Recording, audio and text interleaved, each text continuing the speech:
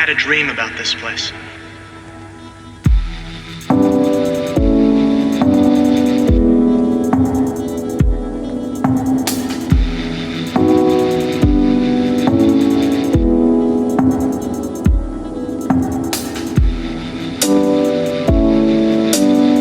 Then I realized what it is.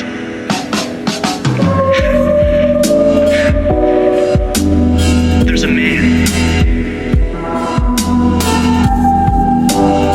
I can see him through the wall.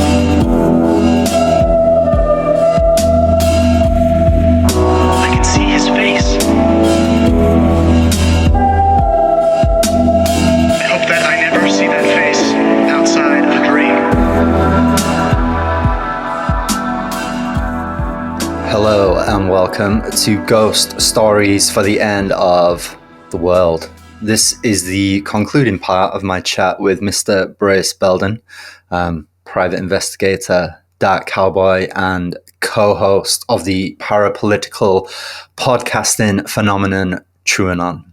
And in this episode, we expand out beyond Zodiac to look at the Bay Area and California in general during the 60s and the 70s. And then we get into the weeds on the emergence of the serial killer and explore possible reasons why so many of them came from such a relatively small geographical area on the West Coast. It's not, by the way, the most pleasant of topics to ask someone to read about or talk about. So, a massive, massive thanks to Brace for taking time out from working on his own show to help me understand this time and place in American history. He did me a huge favor here, and it shan't be forgotten. So remember, you can find me on Twitter now at Ghost Stories End, and some marvelous fans of the show, KP and Adam, have helped set up a Discord for listeners of the show to connect and bolster their psychic defenses against being captured by the man. But if you want access to it, remember to sign up over on the Patreon. Oh, and I am also informed that there is now a Reddit for the show, which has been set up by a very kind listener called Robert. So with all that said, please enjoy. This is the Zodiac speaking, part 2. Melon rising, California sun, drifting in a day not yet begun.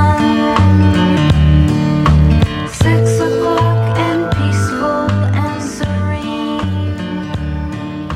floating in a technicolor. So yeah, the Zodiac killings take place against broader backdrop of, as we know, massive social change, massive paranoia as well.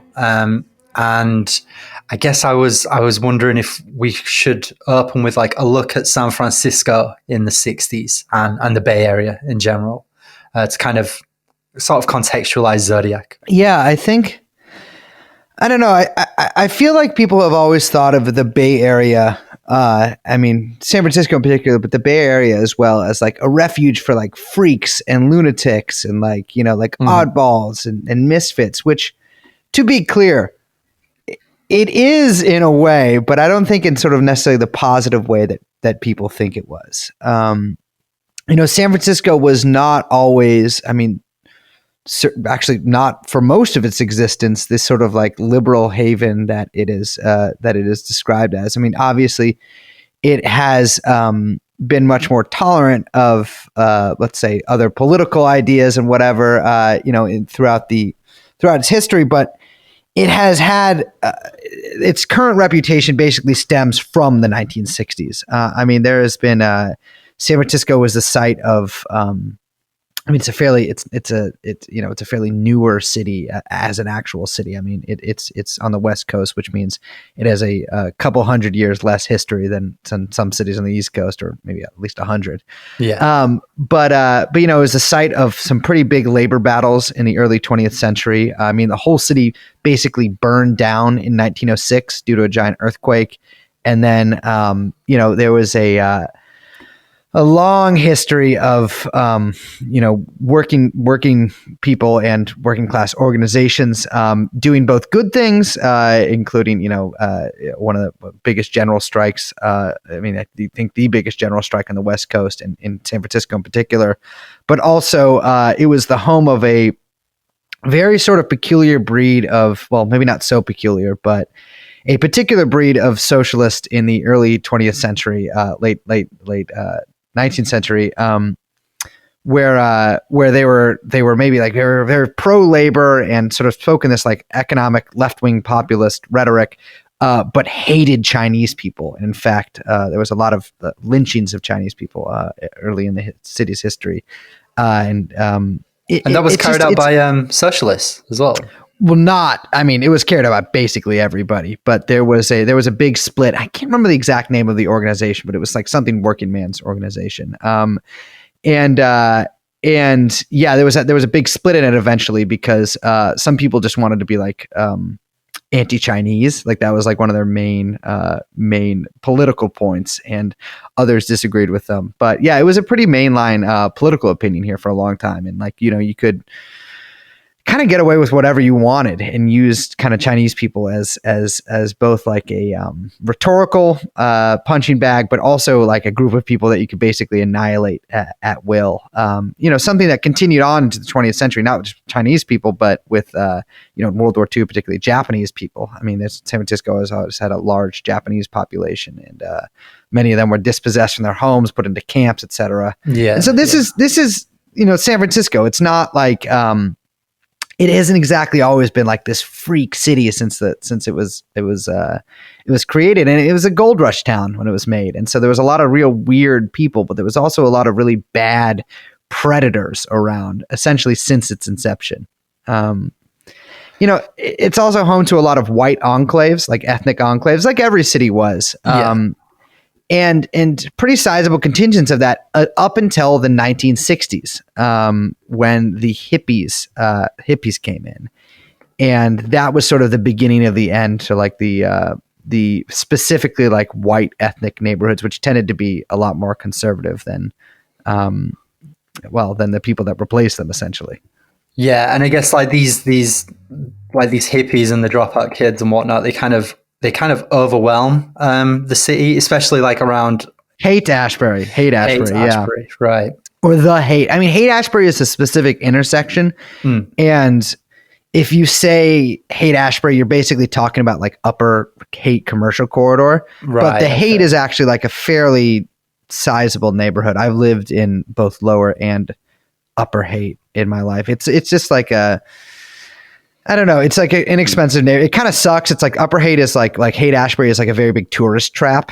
But it's also like where a lot of my friends worked when I was younger. My first job actually was a block from Haight-Ashbury, which at a crepe place where I worked for 2 days when I was 15, before being asked not to work there anymore. And I don't know. But now it's obviously fairly, there's no hippies anymore. The only sort of residue of that are like cash in kind of like tourist trap stores and like tie-dye double-decker bus tours. And then a bunch of like sort of homeless squatter, not homeless as you might recognize them anywhere else in the city, but like traveler kids, like crust punks, basically. So you have this sort of experiment in living, I suppose you could call it, in the Haight. Yeah. I remember reading about the Diggers. They were quite a anarchist sort of group that were trying to experiment with free living. So, free food, canteens and things like that.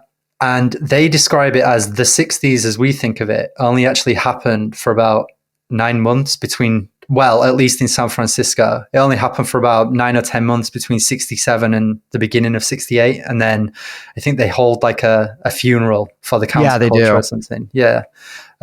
So it doesn't seem like it's interesting what a massive sort of psychic impact that tiny window of time has had around the Haight and whatnot. Well, the Summer of Love, it's actually insane to think of this, because the Summer of Love is like basically like a a phrase, I guess you could call it, or a name that's like pretty much famous in the English speaking world, at least. And it describes this very particular time period that, it's supposed to evoke sort of a larger like 60s thing, but it really wasn't. Well, first of all, it really wasn't how people described kind of ever, but it's much more. It's less expansive than I think people maybe from a cursory examination would think. I mean, it is sort of astounding how many people came to San Francisco during this point. I mean, it was like they flocked here. Everyone from like, people trying to make it in rock bands to, like people trying to reinvent themselves, to people who just wanted to get high and get laid, to like runaways, hordes and hordes of runaways.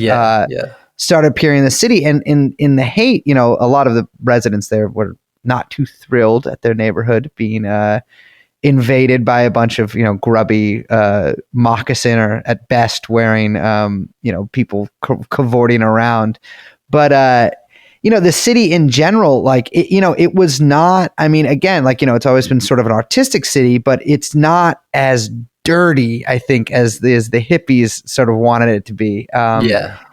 And so there were some pretty big tensions in the air at this time. I mean, there were the whole country was tense, but San Francisco did not deal well with its invasion of hippies. And on the other side, of course, you had like Berkeley and sort of a lot of. It's funny because Berkeley always struck me as actually more overtly political than a lot of the San Francisco stuff did. Hippies were, you had the diggers and this sort of like anarchism, I guess, espoused by a lot of these groups. But in Berkeley, people seem to talk more in traditional terms, even if a lot of them were also sort of hippie or hippie adjacent, talking more like traditional terms of what you'd think of as like 60s radicalism. Yeah. I remember reading, I think I mentioned this in 2 episodes on the trot now, this book, because I've just been reading it because I'm sort of doing the 60s.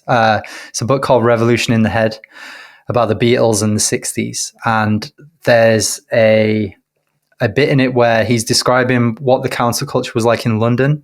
And I wonder how similar this is to The Hate, because the author describes how in 67 at the Roundhouse in London, you had art installations and happenings, and the Beatles would come down and play like secret tracks that they were never going to release and that sort of thing. And within a year, there were gangsters at the door demanding protection money, and most of the early sort of pioneers of that scene had either burned out on acid or they decided to sort of escape to the country, to get their heads together, as they used to say.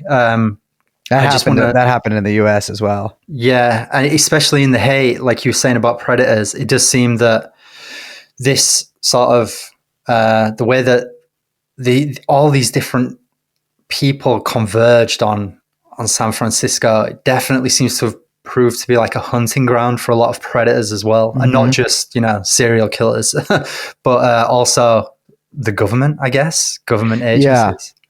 Yeah, well, I mean, talking specifically about LSD, I mean, which is kind of hard to get away from in this conversation. I think after beating Greenwich Village, the CIA moved Operation Midnight Climax, which is, I think, one of the more famous kind of MK Ultra adjacent operations, which is where they had prostitutes give Johns a variety of drugs, but I think also LSD, right? And and film them and observe the reactions. And that was going on until supposedly it ended in 1963, where I think maybe the people behind it moved on to some more greener pastures and some more, I guess, riper fruit that they could exploit.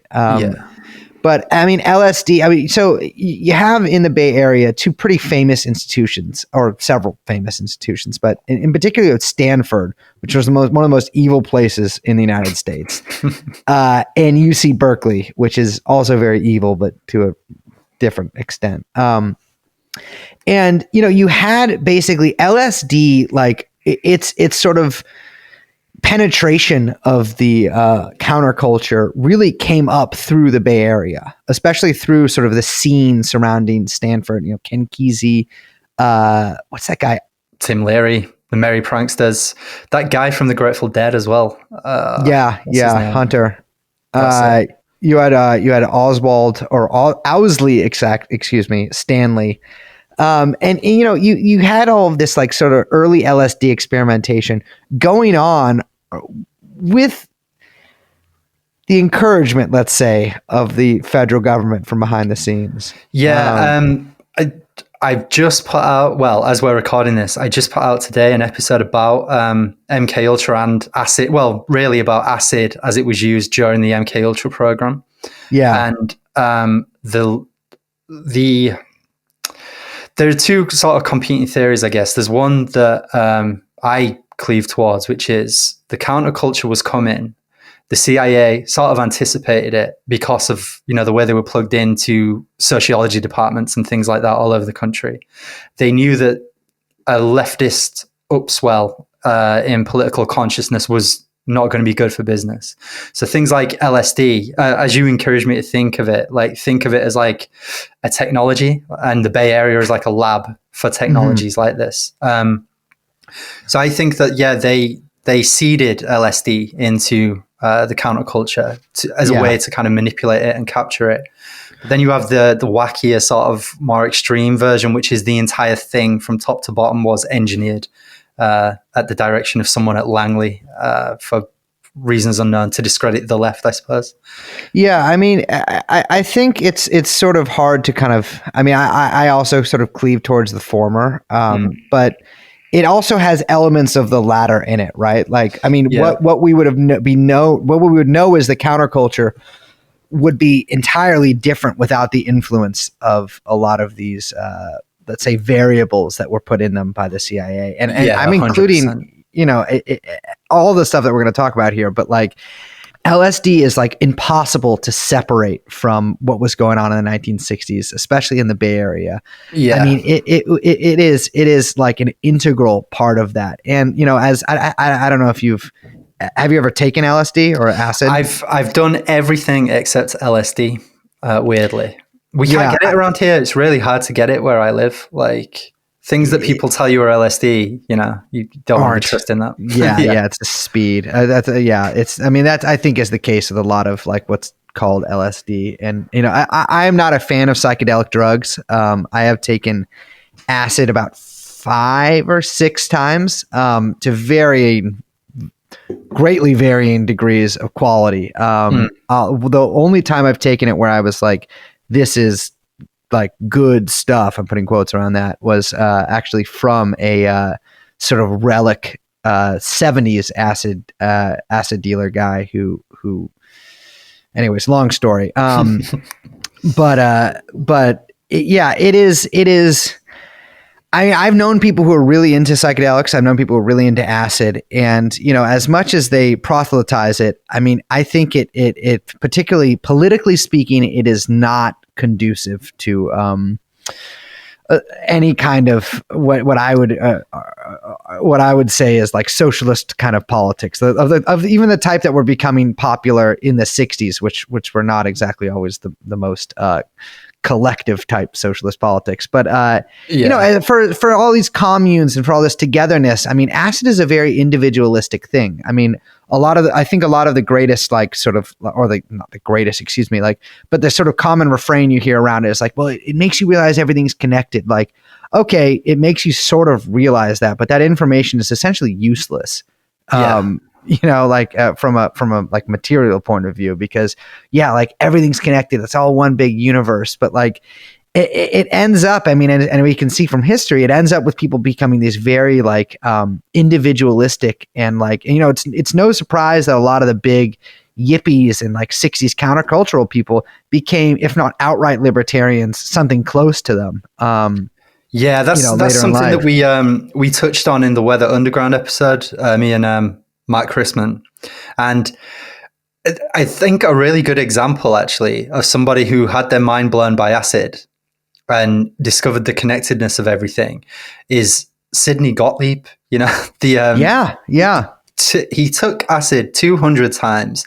By the time he left the CIA, he'd become a kind of environmental campaigner and, you know, a yoga instructor, I think, as well. And yet at the same time, I think I say in that episode, he possibly is one of the most prolific torturers of the 20th century. Yeah. So despite the like the messianic qualities of like LSD, or the transcendent qualities, he still had no trouble separating his own inner journey from like what he was inflicting on the world. Yeah, and I think part of me too, like, I mean, this, every time I took acid, it was not, I never had any spectacular revelations, or at least none I could remember the next day. But, I think people automatically assume it like sort of acts as this like cleansing to you, that like it like it expurgates or whatever. I don't even know if that's a word, your sins. But I mean, it's, as we can see from both people fighting in Vietnam and people like Gottlieb, it doesn't do that. Like, you can, it's totally people are totally capable of holding these two, this like connectedness, this togetherness, this like opening these doors to reality, and also like, shooting someone in the head. Like, that's not, I mean, look at Manson. I mean, if you want to talk about, I mean, that is, I assume most listeners of your show will be at least somewhat maybe familiar with Chaos and that book. And then, beyond, even before that book came out, I mean, Lavenda wrote quite a lot about, Manson and experimentations done upon him with LSD, and then him himself using that as a technology of mind control. And the thing is, like, there's a reason, like, they experiment with rats. I mean, speaking of Jolly West, but they experiment with rats using cocaine, using LSD, using all these different drugs, as like, okay, you can glean a lot of information about, of course, like, the behavior of rats and the behavior of people who, might also use those drugs. Mm-hmm. But, you can also view like the 60s, and I mean, certainly, okay, so we know that the government uses drugs as a tool, as a technology, I mean, also as a weapon. But, there's these very famous stories from the 60s about like, like the bad acid at Woodstock, or in San Francisco in particular, there was a big thing about how all the acid disappeared one day and then it was replaced by speed. Right. Yeah. And I associate British people with speed because you guys like, I don't know why. Shit. I don't know myself why that is. I mean, it's just a thing. It's just when you sort of a certain age and in a certain place, everybody has speed. Yeah. I mean, I think the amphetamine of the 60s was slightly different than maybe the methamphetamine of today. I did quite a lot of methamphetamine when I was younger, and it is bad for you. It makes you a paranoiac. It makes you, I mean, I think meth is by far the most evil drug that there is. Yeah. And it, there's a very definite point in the 60s. I think it's in 68 or maybe 69, when all of the sort of like stories you hear from the hate talk about how things turned dark because everybody started taking speed all the time. And boy, if you're going to give someone, I mean, there's a reason that they give soldiers speed besides just to keep them up. I mean, it can make you into a monster. Yeah. Vicious. Yeah. In a way that I think acid even can't. And so, it's, and then of course the flooding of all of these areas with heroin afterwards. What do you think? So all the acid disappeared and then speed starts to replace it. Do you think at that point that was something that was directed, or do you just think it was kind of a shift in tastes and the market, or a bit of both? It's funny because I mean, I think people would have kept doing LSD to their heart's content. I mean, most of it's hard to say, right? Because obviously we have no proof of this at all, Mm-hmm. So you can kind of go to two directions. Like, okay, yeah, it was either like some big bust happened.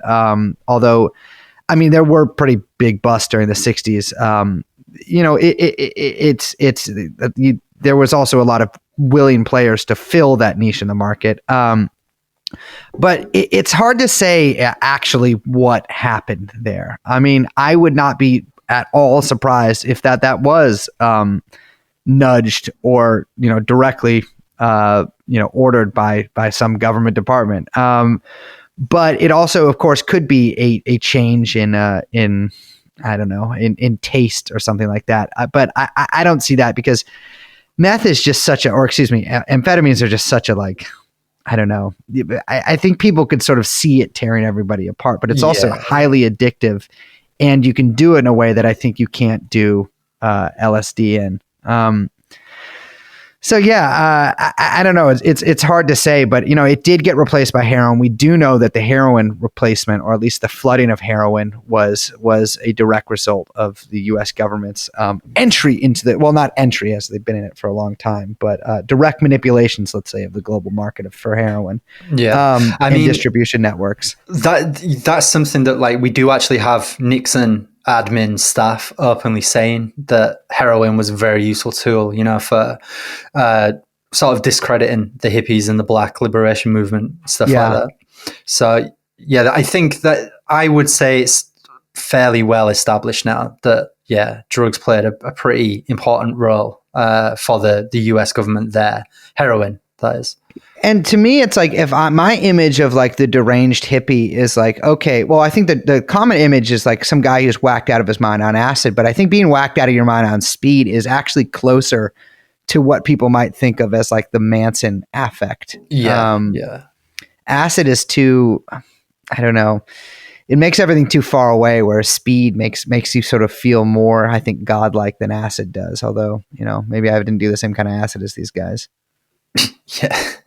So, I mean, since you've mentioned Manson, I guess we could maybe talk about that as well, the political cults that started to emerge at this point, not necessarily just in San Francisco, but up and down the West Coast. Yeah. Mm-hmm. Not just political, but also kind of pseudo-religious, new age sort of collectives that start to appear. The SLA, I guess, is the most famous one, Symbionese Liberation Army. Yes. I had to practice pronouncing that. Funnily enough, Paul Avery actually wrote a book on them that my dad said the last time they ever hung out, they spent the night railing cocaine in my dad's apartment. And Paul Avery's book, I guess, on the SLA had just come out, or maybe it had come out previously or something. And he wrote my dad this dedication inside the cover of it. My dad has that book. That's how I found out who Paul Avery was in the first place. And that was, of course, they promised to be lifelong friends and then never saw each other again. That's such 70s cocaine guy energy. Yes. Though, let's open a restaurant, man, a vegan restaurant. Yes. Yeah, no, totally. He's like, yeah, we said we were going to do all this stuff together and then just never did anything. So yeah, beyond the SLA, you also have the first emissaries from People's Temple start kind of setting out stalls in San Francisco, kind of feeling out the vibe, seeing what they can establish there. Yeah. Which obviously is quite ominous because we know what comes next. I'm ambivalent about the shit around People's Temple. Well, more specifically about Jonestown. I don't know that I buy much of the MK Ultra stuff about it. Yeah. But I think that sometimes it doesn't matter so much if there was a concerted conspiracy, because it is significant that they appeared here as they did at this time and in this kind of firmament even. Yeah, I mean, there's a kind of couple things going on here. You have this sort of radical politics stuff, which the SLA. I mean, the stuff of the SLA too. I think there is a very convincing case to be made that SLA was a political creation, and not necessarily by the people who started the SLA. They sort of came out of nowhere. I mean, they obviously came out of somewhere, but they didn't really necessarily emerge from any existing political currents. And, the connection between Donald DeFreeze and I think it was the Black Cultural Association, and the guy who ran that, it was also, I believe, a UC Berkeley professor who had been let's say a CIA attache in Vietnam. Yeah. And just the immense cultural impact that they had, I mean, obviously kidnapping Patty Hearst is a pretty big deal, but, as opposed to anybody, I mean, there was quite a lot of strange political stuff happening in this time period. And that gets worse through the 70s, when a lot of those things start to sort of fall apart. But SLA, I think, is really emblematic, and the milieu that comes out of. The Church of Satan was founded here in 1966. I personally, whenever I read anything about talking about the Church of Satan as this really big bad actual Satanist conspiracy thing, is I always sort of I mean, if you look into it even a little, it's just like, it's not, it's like bullshit. Like, it's like, I'm going to hit you with another inappropriate internet comparison. Anonymous, you know. yeah, It's the anonymous of Satanism. It's like you think it's this amazing network thing that, you know, if only you could discern the contours of it, you would uncover something huge. But it's just a bunch of LaVey is like, LaVey is basically like a clout shark. Like, he's just trying to hang out with Sammy Davis Jr. and like do cocaine. I mean, I've asked my dad about them before, and he's like, I mean, he never came into contact with them, but he's like, yeah, I was just like, everyone kind of just thought of them as like people who had group sex. Like a way to pick up, like, it was like these kind of like creepy guys picking up girls. He played the devil in Rosemary's Baby, I think. Exactly. I mean, which actually that is, you know, considering he made that, I don't know. Yeah, I mean, that actually is more convincing of being a creepy guy than, or little more than a creepy guy than just having the Church of Satan. But, you know, not a formidably like powerful force that was actually behind anything. And, you know, actually LaVey, you know, after the hubbub of the 60s kind of dies down, strikes a pretty pathetic figure in the cultural consciousness. I mean, he kind of never regains his former glory and just becomes this sort of like, you know, countercultural figure shunted to the side and, you know, sort of slumping through life like so many of these fucking burnouts. You know, you had the Process Church move to, you know, obviously had members in the in San Francisco, although they go underground in '68. The Process Church fascinates me just because of the incredibly fucking bizarre journey that outfit has undergone over the last like 60 years or so. Yeah. They're now a pet rescue service. Yes. I understand. And Best Friends Animal Shelter.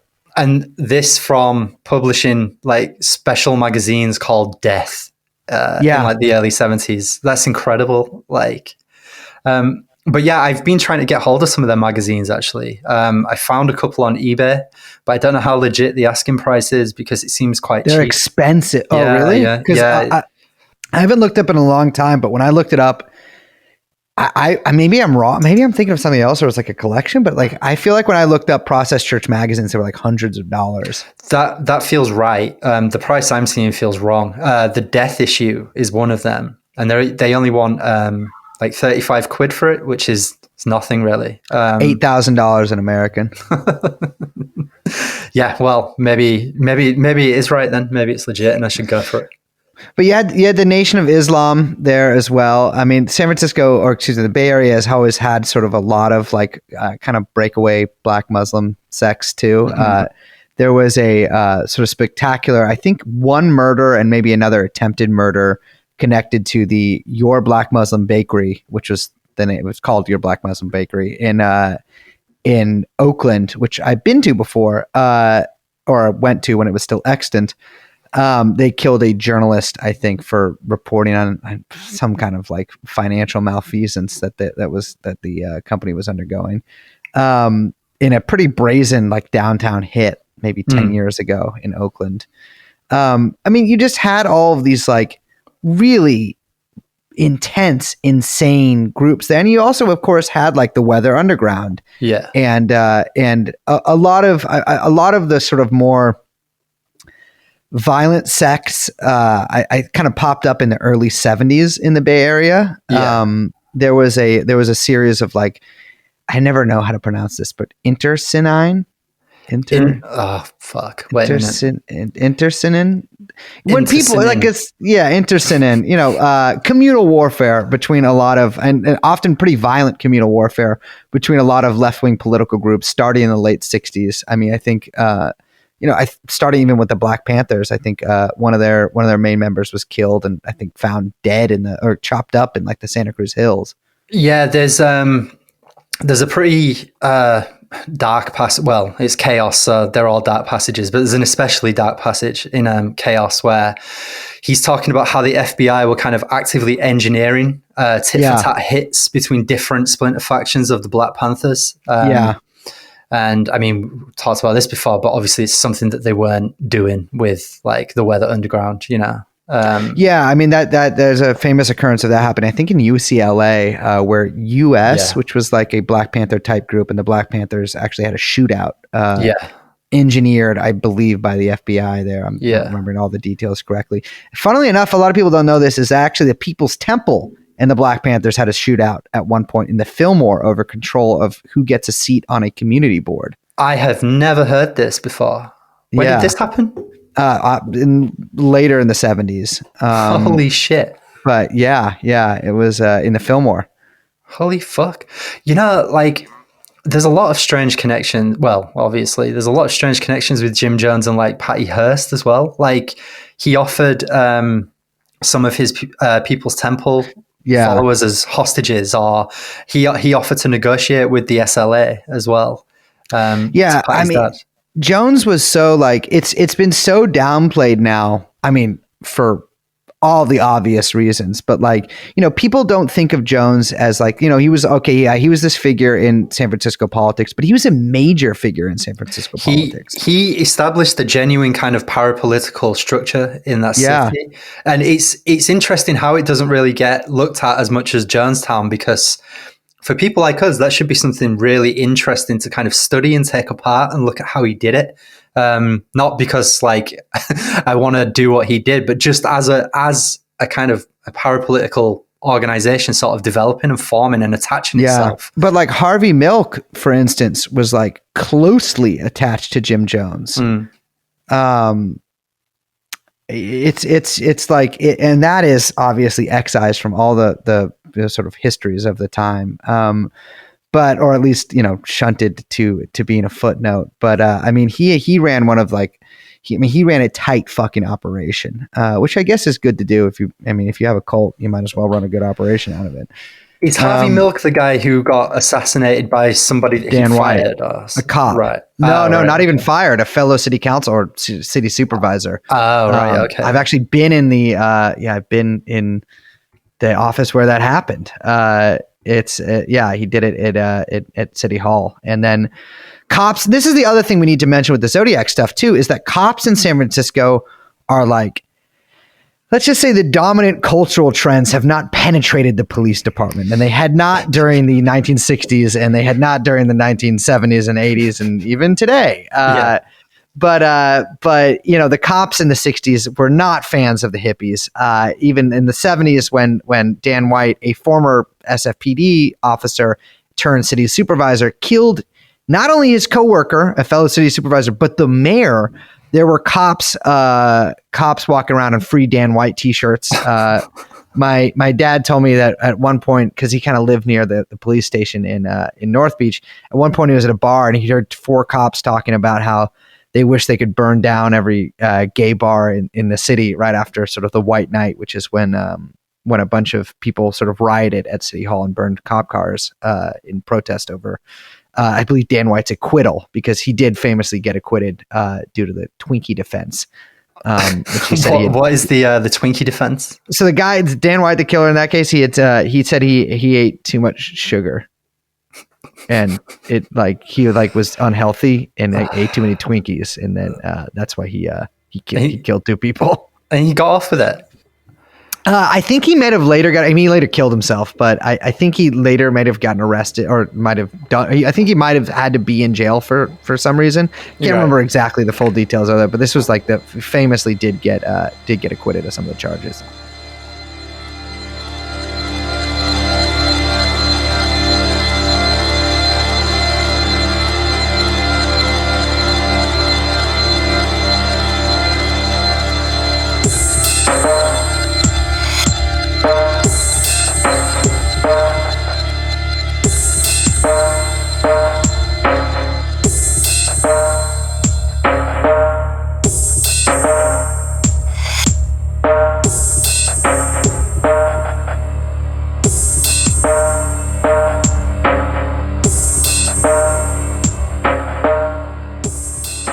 When you look at, you know, the careers and the life and times of people like Reeve Whitson, possibly not CIA connected.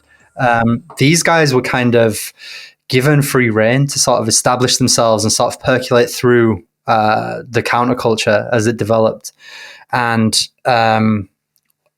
kind of openly sort of subvert and infiltrate a lot of these groups. But what I guess we should probably start looking at in more detail is, bear with me a sec. So you have like a definite disillusion starts to come over the place. Yes. You know, particularly as the 70s sort of dawn. And it's quite sad really in some ways, because I am sympathetic, you know, to what people like the Diggers, I mean, I'm not an anarchist, but I'm sort of sympathetic to what they were trying to do. But yeah, it just seems like the game got too much for everybody, and events sort of overtook people. Yeah, I mean, I think in just very, very, very broad strokes, I think the 60s were sort of seen as this time of hopefulness and of like change. Mm-hmm. And then the 70s is almost this like Thermidorian counterreaction, if not like the 50s, like, or the imagined public consciousness 50s, like regaining power, but this sort of like synthesis where things just got dirty and fucked up, and everyone was on drugs, but not the fun kinds. And like, you know, the crime exploded and everyone killed each other. And, you know, it's so like, it led to basically to this like very dark decade. And then of course you had the 80s, which was like this sort of resurgence of individualism, and like 60s, or excuse me, in cocaine in place of LSD as this sort of like, self-actualizing substance. Although I guess I would say with the 80s, because the same thing happened over here, it was kind of a response to a decade of what was like imagined decay. A decade of decay. And what we had was similar to Reagan, where it was like this sort of gross jingoism sort of pasted over this hyper-violent society and politics that we still had. We just did a better job of sort of, covering them up a little bit more. Yeah. But yeah, so the 70s is definitely a very dark turn. And I guess this is when we start getting serial killers becoming a kind of cultural figure in America. And it that kind of sort of, you know, the lone killer sort of stalking the highways at night and the dark city streets. It kind of, there's something about that sort of reflects the sense of like atomization, I guess, that was going on in the culture at large. It's weird too, because, you know, the Zodiac sort of disappears in 69, and it's like almost like he kind of dissipates into the larger society, because this set of paranoia really, I mean, that is one thing that you can really glean from 60s history, is that this paranoia really sets in with everybody, and you're assaulted from all sides. If like a young person who's maybe in the counterculture, is that you have not only all your friends now fucking shooting speed up for 2 weeks at a time, clawing their eyes out, but you have COINTELPRO moving in on you. You have, you know, sort of all of these like, you know, great bright 60s organizations, you know, dissolving. You have the cops coming down on you, and like also all of society hates you. And of course the Vietnam War ramping up before then it, of course, you know, slides down.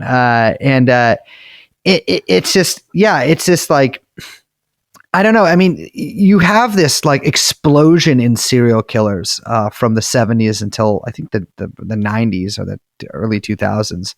And it's really sort of spectacular how many killers were operating. I mean, McGowan does a pretty good job with this, talking about just like, there were a lot of fucking killings going on in the Bay Area. And, you know, if we're including Santa Cruz in the Bay Area, which we really should not, I mean, I view that as not. I don't think anyone would view that as a Bay Area. It's nowhere near the Bay. Yeah, but it is sort of within the same sort of broad area.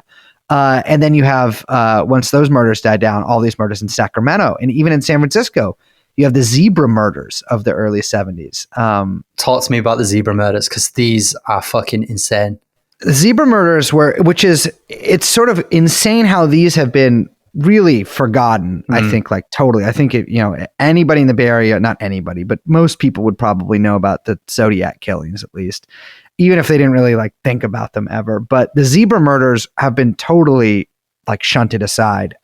They were, I don't know how many people got shot, but I think it's almost close to 20 people shot by a group of former Nation of Islam members. I think about 4 of them. It would go around killing or wounding white people, including the future mayor of San Francisco, Art Agnos. And it is just like it was, I think, a 6-month period where they shot like 25 people, which is really an insane amount of people. Absolutely crazy. And then the reaction to that, I guess, as well, that you were telling me about before we started recording, the way that the SFPD sort of reacted to it.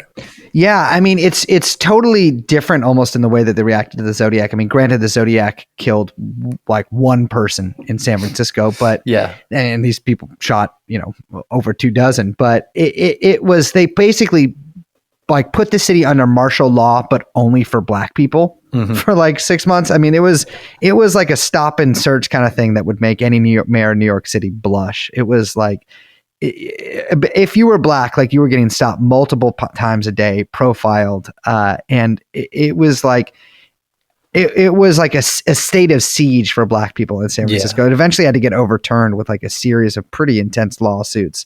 The guys were eventually caught because one of their junkie friends turned them in, who actually might have been one of the murderers as well. But one of their junkie friends turned them in, and they all got arrested. And I guess that guy was put into witness protection because no one's heard from him since. But it was just like an intense series of, I mean, imagine in any city right now, if there was a group of people like randomly shooting people of another race on the street. And this really also brings to mind, I mean, the incitement of a race war stuff that is connected to the Manson case. Yeah, and I find the fact that there were kind of 2 waves, so you had the first in 73. It's like a brief pause, and then they come back in 74. It's not that long a pause, really, but a pause for recalibration almost, a pause to rethink the strategy, which puts me very much in mind of, dare I say it, the Brabant Killers. It is definitely has that feeling of there is a definite motive behind this. It might look random and chaotic, but there's definitely an intent here, and at least to them, a logical outcome that they're seeking.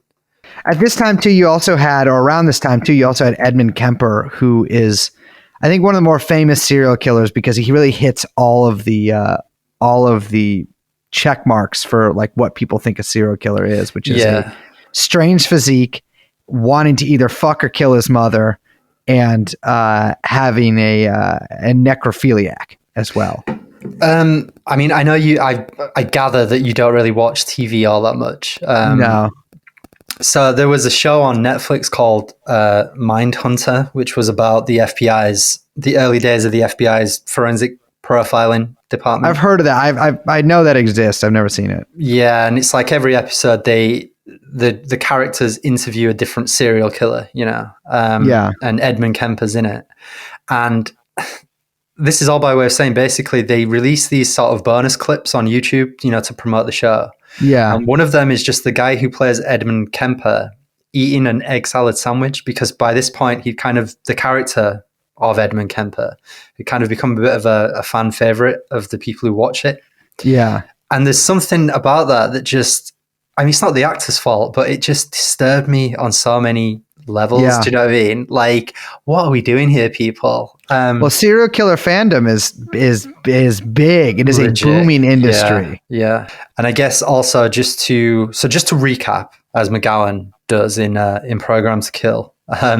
So there were no fewer than 6 serial killers or mass murderers: Charles Manson, Stanley Baker, Edmund Kemper, Herbert Mullen, John Lindley Frazier, and the Zodiac, all spawned from the Santa Cruz/San Francisco metropolitan area in a span of just over 4 years, at a time when serial killers were a rare enough phenomenon that they hadn't yet acquired a name.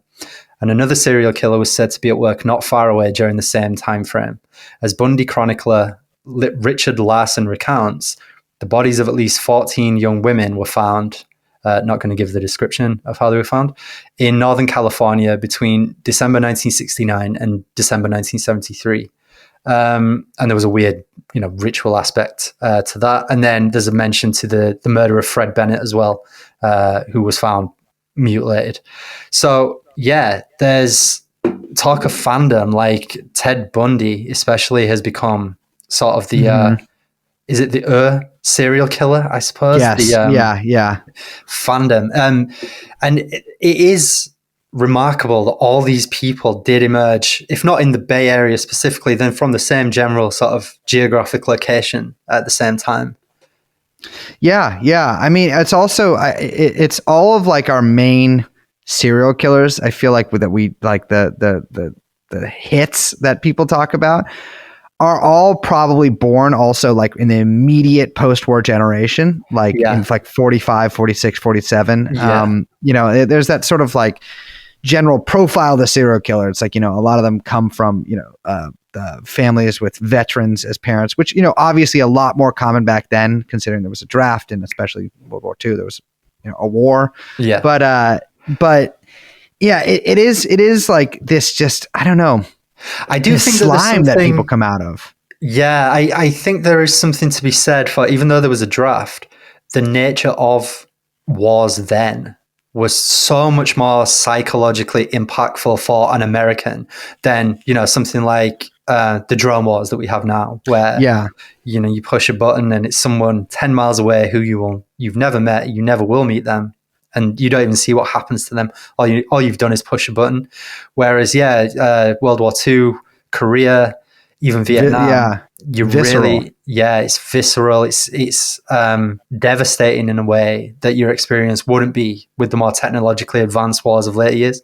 So when you go home, you're bringing back a different set of experiences and a different type of trauma, I suppose.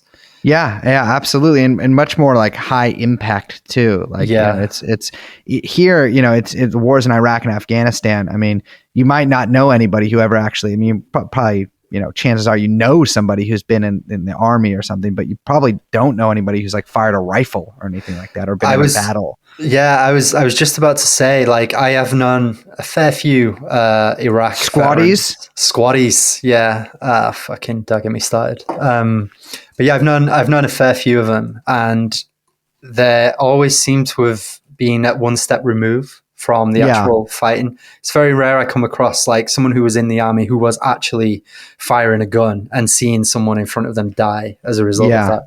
Yeah. I mean, even just at the game, it's like in the nature of warfare, even if you're not in the, in most fighting that goes on now, the fact that weapon technology has advanced, even in its like most primitive level, to be more long range than it was at these times. I mean, Vietnam, less so, but in World War II, generally battles were pretty close up. But the average engagement distance, I think, for modern armies fighting like Iraq and Afghanistan is like 600 meters or something. I mean, that's very far. Then unless you're seeing somebody through optics or something, you're probably not really going to see them much more than as a dot. Yeah. And I guess so. Like, you have this generation of serial killers and mass murderers and whatnot. So they're brought up in that post-war environment that's kind of racked with violence. Mm-hmm. And as you suggested, it's kind of the mind of a killer. It's this. A lot of them have a kind of severe mental illness that is basically indistinguishable from post-traumatic stress disorder, or even what we think of as people who survived MK Ultra. So whether they were direct participants or not, the end result is effectively the same. They are in a dissociative state a lot of the time. Yeah, well, that's kind of how it's weird, because that's like, I mean, you can go, like we've talked about too, like you can go the full, like everything was created by the CIA directly, like 100%. Or you can see it like as the CIA was obviously heavily involved in the technology of a lot of these phenomenons, but like this is also just the way that society, alongside technology, which of course has its own political implications, is and just the general like social makeup of society, which also has its own political implications, is progressing, and it creates like the environment that these kind of people come from. Yeah. Whether they were like MK Ultra experiments or not, it's almost like you have to think of it as like a lot of people at this point were basically indiscernible from MK Ultra experiments. So whether they were directly, I mean, I do think it matters, to find out whether they were directly experimented upon or not. At some point, it almost becomes indistinguishable from the way people are. So it's like you can think of like the 60s or a certain tenor of the 60s as just like MK Ultra, the society in that point. Definitely. I mean, I would also sort of say, just as a sort of addendum, that a lot of this stuff can be read as a kind of return of imperial violence as well, not to get too sued about it, but people like William Mensa, and then indirectly the people who were brought up in these military families. And they're kind of horribly fucking broken people, basically, and they're just turned loose in this world that everything is changing at the speed of light. And the victim pool is huge because of the amount of upheaval that's going on. Yeah, I think ironically, like, it's I've read a few theories on why serial killer patterns change and why like they're more prominent in some decades, and then the decline has fully reached us now. There's not a lot of serial killers active anymore. And there's obviously like people are like, well, it's forensics and blah blah blah, and like that does make sense to a certain degree. But there's also, and then the victim pool too. I mean, the hitchhiking being a much more common phenomena. And then when hitchhiking sort of gets this, it's funny because I think a lot of people associate hitchhiking with getting killed as a hitchhiker now. Yeah. But, so you see serial killers sort of change their targets to being home invasions and then sex workers, which obviously those two things have phenomenons have also been, present during all of sort of serial killing's golden age, but have all but disappeared now. I mean, people still kill prostitutes. Don't get me wrong. People still, break in your house and kill you, but certainly less common than it used to be. Well, that seems to have been, that seems to have been another shift that happened where a lot of killers seem to shift to home invasion type deals. Mm-hmm. I can't remember the name of the guy now, but he would break into a house. Is he the guy who would break in days before and hide tie tags and stuff around the house, and then he would break in when the family was there, and he would tie them up with the stuff that he'd hidden in the house, like days before. I'm not certain on that one, but that I mean, there's two big ones: the Golden State Killer and Richard Ramirez, the Night Stalker. Yeah, and the Golden State Killer was a cop, wasn't he? Yeah, he was, if I'm not mistaken. Which is also something you can think of with the Zodiac too. Like that's always, I assumed like it could be somebody cop or cop adjacent. That is 100%. Did we already mention Toshi sending his own letters and we did not know, but one of the main cops who was investigating the Zodiac case was I believe the inspiration for Dirty Harry. He was, yeah. What the fuck? Yeah, but a very colorful character who got caught sending in fan letters to himself and to Paul Avery, in fact, at the SF Chronicle, I believe, and extolling his police work. And they also think he might have sent some of the Zodiac letters, but no one's totally sure on that. Jesus, maybe he did it. I was just thinking that, like, what the fuck? What if he was actually the Zodiac? Yeah, but I mean, it would make sense. I mean, he fits the profile of. I mean, if you're the fucking inspiration for Dirty Harry, you're a bad guy. So, I mean, what do you? I'm just curious in general about this actually, because I don't want to keep you too much longer. So I take it you've read Chaos then, like cover to cover. I read when it came out, so it's been a little while. Yeah. What do you make of the kind of what's alluded to in like the second half of the book, that like Manson was some kind of MK Ultra product, I suppose? So I'm willing to believe it. For sure. Like I think it's absolutely entire. I think the dude does lay out a pretty convincing. I mean, I can't remember all the points he makes in the book because again, it's been a little while and I've unfortunately had to read quite a lot of books since then. Yeah. So I don't know if I'm mixing this up, but then I've also read, there's a series of Peter Levenda books called, I think, American Grimoire. But the third one is called The Manson Secret that actually covers a lot of the same territory, although in less detail. Yeah. But it's also a pretty entertaining book to read. I think it's entirely within the realm of possibility for sure. I have talked to some people I know who know a lot more about drugs than me, who say it is maybe not as possible as people think, and certainly harder than people might make it seem. But yeah, I mean, I think it's one of those things like 9/11 where if like the CIA had planned it, then that's how they would do it. Yeah. I'm certainly convinced that he was some kind of like a protected informant. Without a doubt. He establishes that really solidly. The raid on Span Ranch a couple of weeks before the murders where they found all these guns and weapons. That should have violated his parole and he got off anyway. There's other stuff as well beyond that. But yeah, I'm still kind of... I believe it's entirely possible that he was like some kind of ultra project, but I don't know. I don't know if we'll ever know for sure, really. Yeah. I mean, that's the thing with a lot of MK Ultra stuff is like, I mean, not definitionally, but like, almost all of those documents were burned. It's literally impossible to find out for sure with a lot of this stuff because there can't be any corroborating evidence that we know about that exists right now. That's like smoking gun stuff because that was very deliberately burned by the people who conducted these experiments. And so, and then I guess like the subsequent investigations, like the commissions and stuff, that was largely an exercise in just burying the ashes. Exactly. Even. Yeah. There's so much more I want to talk about, but Jesus, we've been going for hours at this point. I don't know. How do you want to sort of enter the end run sort of thing? I think we can talk about how, like I was saying before, like the Zodiac sort of like dissipated into the 70s, but then the 70s dissipated into the 80s, into the 90s, into the 2000s, and we sort of have the decline of serial killers and the massive, I'm sure very humorously to you foreigners, upsurge in mass shootings.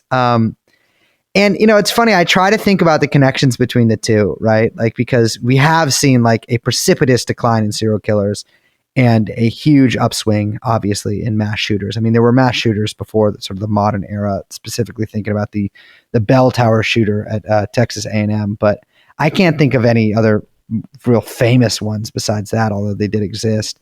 It seems to me that they come from two different impulses, but they obviously serve, I think, the same purpose for a lot of these people, or at least a similar one. Although there's a certain like sort of sexuality that I think is present in serial killers, whether they actually have sex with people or not, or rape people or whatever or not, that is missing in mass shooters. I don't know. It seems to me that both are like really, I know this is such a fucking banal point to make, but like really indicative of their time. I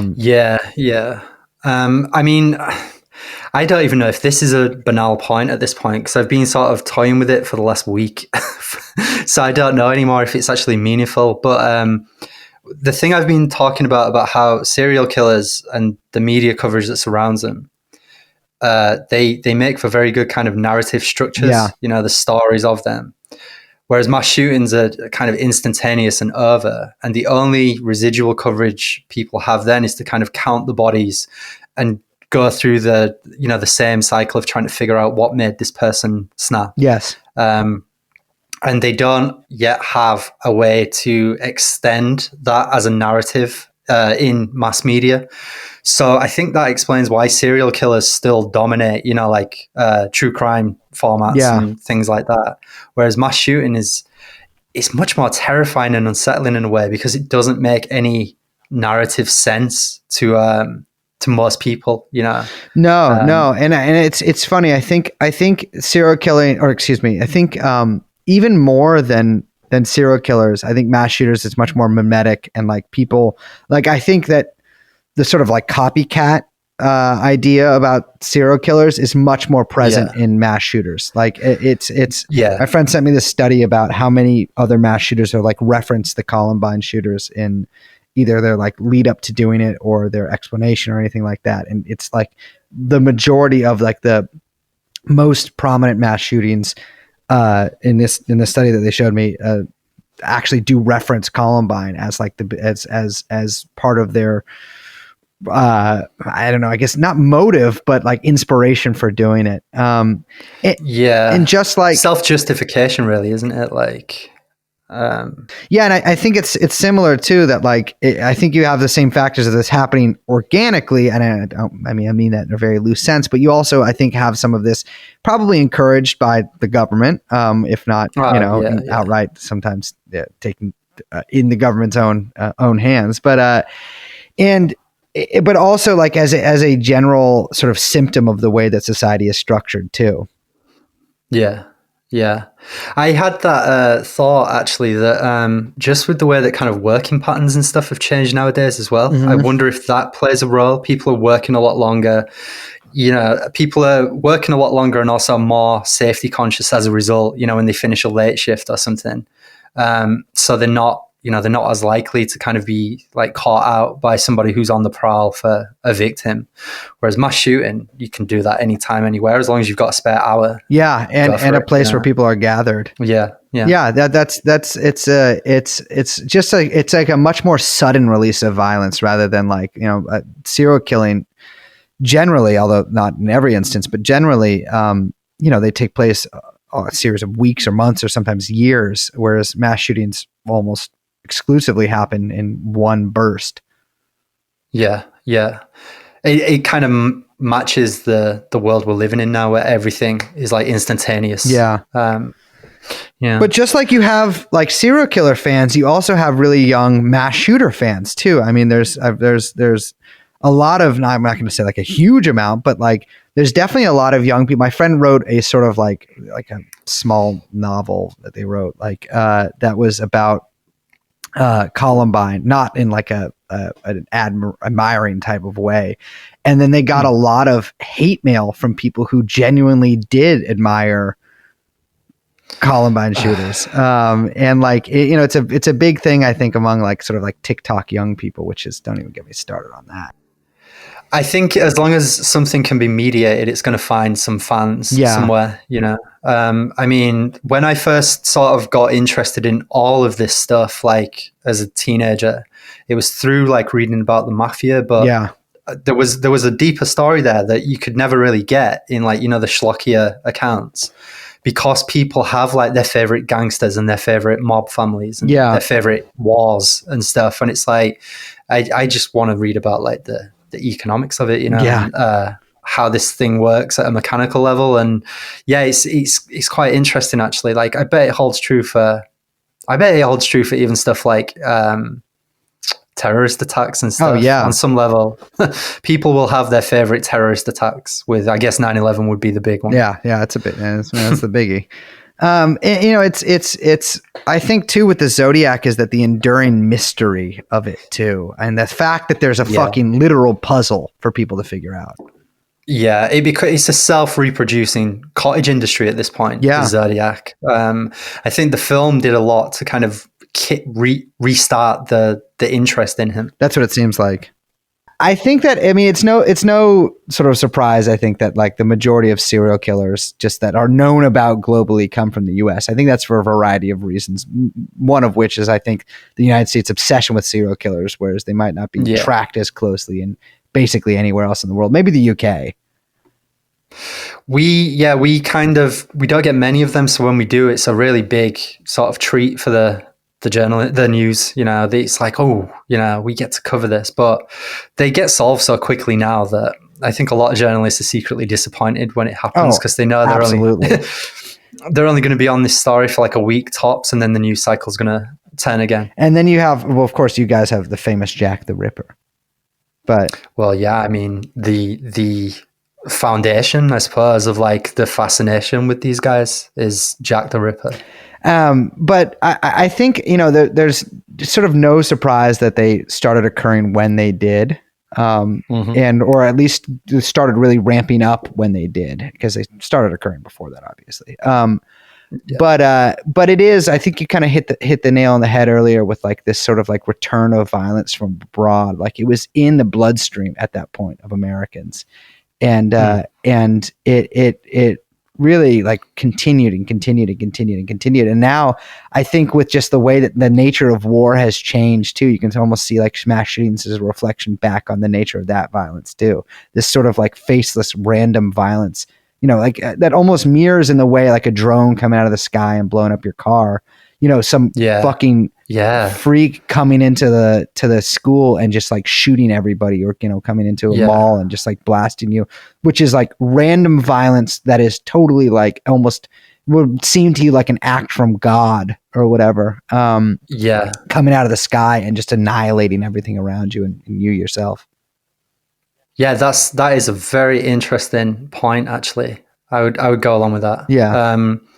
And that's the other thing as well, not to sound too glib about this or anything, but, whether kind of CIA special projects or not, just because of the cultural firmament that, the Kempers and the Bundys came up in, and now, the Dylan Roofs and whatnot come up in now, even if they're not, nudged by the government, in a sense, they are still programmed to kill, just from the environment that they're in. Absolutely. Which I mean, also leads you to wondering how much of that is programmed by the government, how much of that is on purpose, or, it's hard to say for certain, but I mean, it is obviously happening. And so it is worth examining the reasons why. One other thing too about Kemper, which I found sort of fascinating, was that he is, I mean, if you watch an actual interview with him, he's incredibly well spoken, has a pretty distinct voice, which is, I think, why he's like many people's sort of favorite. But he records audiobooks, like children's audiobooks, which is funny. I don't think for Audible, but for other companies. I think just out of like morbid curiosity, I have to listen to one of these. I'll give it a good 10 minutes at least. He did the novelization, I think, of Star Wars. That was one of the ones mentioned. I want him to do the Hunger Games. Yeah, that'd be, yes. That seems like a natural fit. But actually, since we're on about funny things we heard. Oh yeah. So yeah, that's what I found that made me raise an eyebrow is Rodney Alcala, who was the dating game killer, because he appeared on the dating game while he was in the middle of his serial spree. He was a clerk at Fort Bragg, which is where they did do some MK Ultra and ESP research there. The remote viewing stuff. Yeah. He suffered an unexplained nervous breakdown where he developed post-traumatic stress syndrome, bipolar disorder, and multiple personality disorder. And then he studied film at UCLA under Roman Polanski. Classic. That would be, I think, what you might call, at the very least, a synchronicity. I just do not know what to do with that information. Yeah. I've been thinking about it all day, though. Yeah. I know what you mean.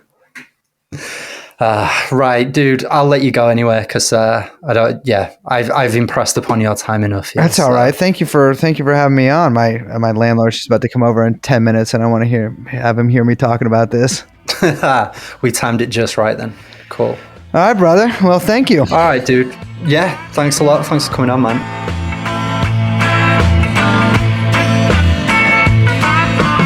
No time for thinking. Your life is at stake. Everyone's doing the California shake. California shake.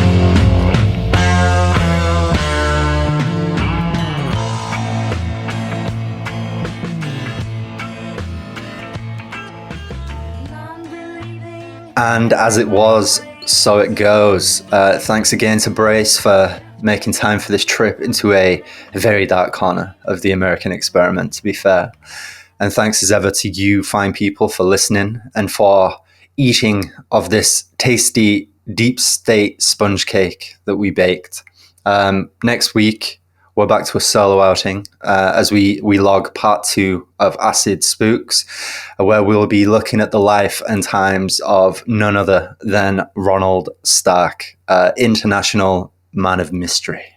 So yeah, leave us a rating and review on iTunes if you haven't already. Urge on friends and loved ones, mark the exits, and don't get captured.